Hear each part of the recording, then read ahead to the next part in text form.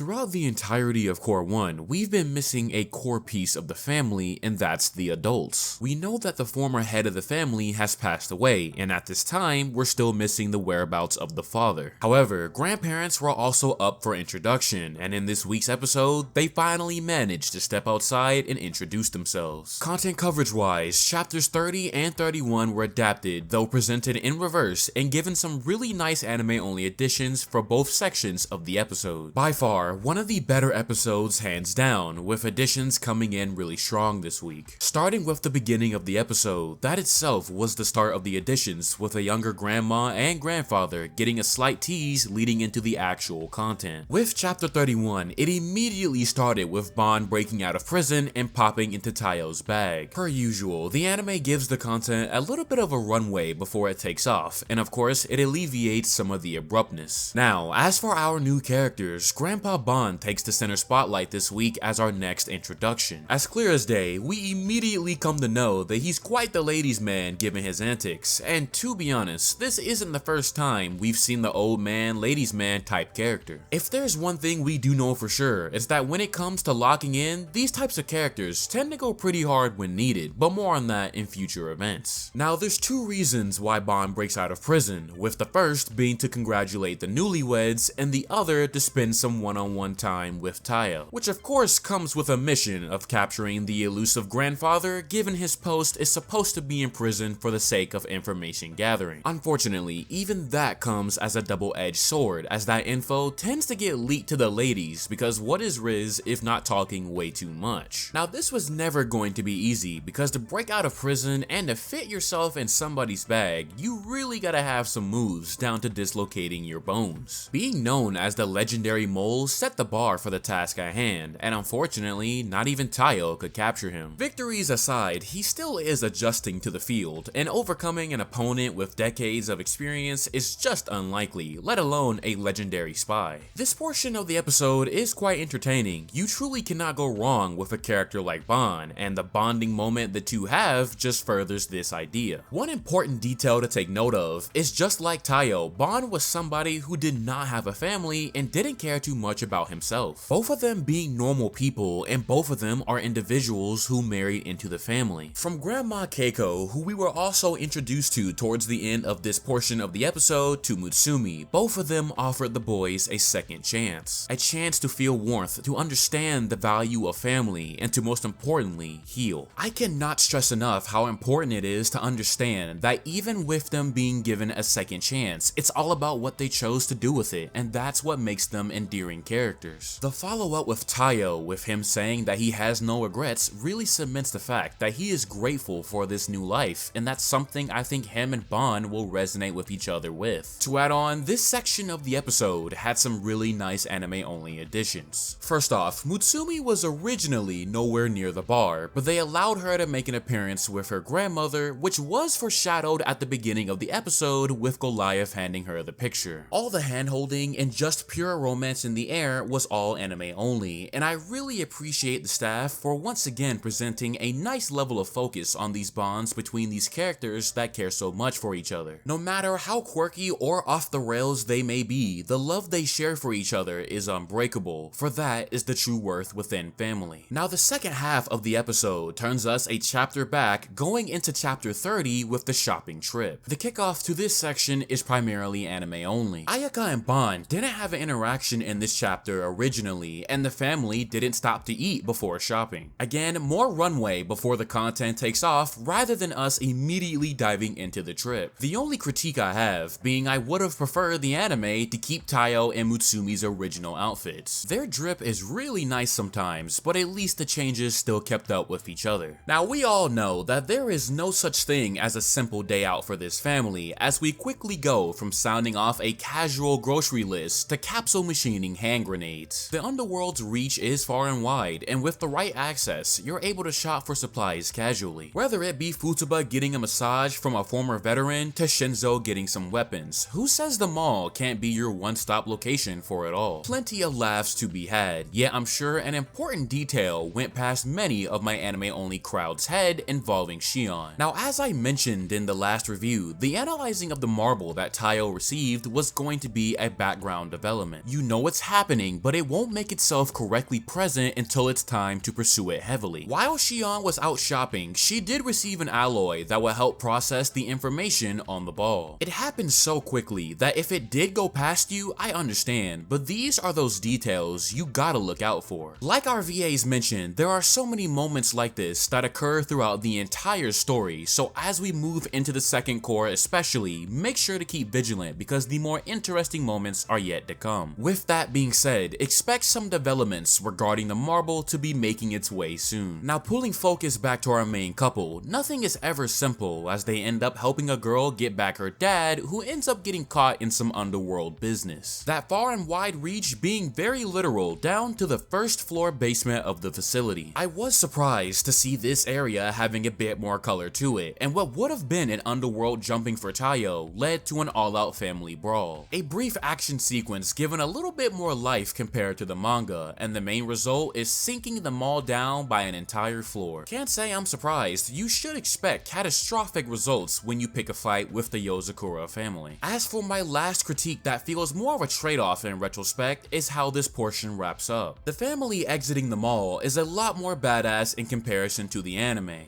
The manga goes the whole shadowy silhouette route, while the anime does the same exit but with the energy much more just another day at the mall like. The trade-off to this, however, being the family dialogue and interactions we got. Kyoichiro having to get bleeped out again, followed by getting backhanded by Futaba, and Shinzo being Shinzo did make me laugh, I will not lie. While I still would have preferred the original context, this was still good. With all that being said, a solid 2-chapter adaptation this week, and arguably might be my favorite episode yet in the cour. As for next week's episode, it happens to be titled Tanpopo, and given our recent VA announcements as well, things are about to heat up with our Act 1 antagonist finally about to be revealed. On top of that, we also have our next OP and ED information, as the OP will be done by Fripside, notably known for their railgun openings, and the endings done by Asobi Dome, who did the ending for Heavenly Delusion. Based off their comments, it's looking kinda hype, and I have a really good feeling as we head into cour 2 soon. I'm expecting a new key visual and promotional video in the coming weeks, so make sure to look out for that. Ladies and gentlemen, that is gonna do it for me with this week's review. As always, thank you very much for watching, and make sure to leave all your thoughts about the episode in the comment section down below. Stay safe out there until next Sunday for episode 13.